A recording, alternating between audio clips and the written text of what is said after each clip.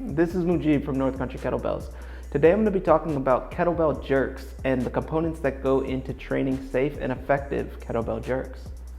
Kettlebell jerks can be a great addition to any kettlebell press training program. They take a little bit more to get good at, but once you're good at them, they can be a really effective way of moving a decent amount of weight or doing a lot of repetitions.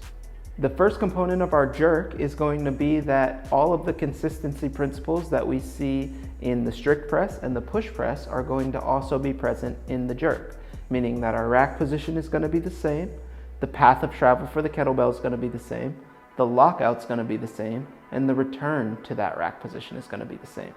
Even the dip drive mechanic that we find in our push press is going to be the same as in the jerk, meaning that I'm just going to be flexing my knees and extending my knees and using that explosive force to push the kettlebell up and off my body.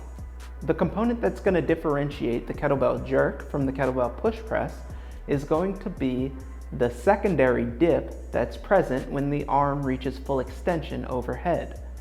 Now that secondary dip for the jerk is technically about a quarter squat, whereas with the push press, I'm just bending my knees and fully extending at the knee.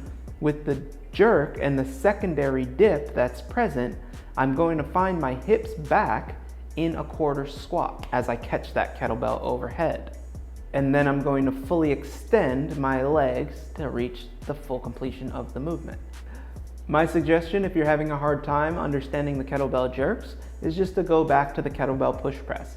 It is a very effective alternative to doing jerks, and as you get better at the push press, so will you also get better at doing kettlebell jerks when the time comes. Just like with every other kettlebell movement in the beginning, we're going to practice low repetitions as we're getting used to the movement and as we're creating consistency.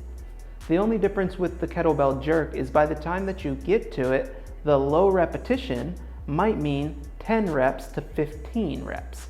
Because with a kettlebell jerk, we might do as many as 30 reps per set as we become more advanced at the movement.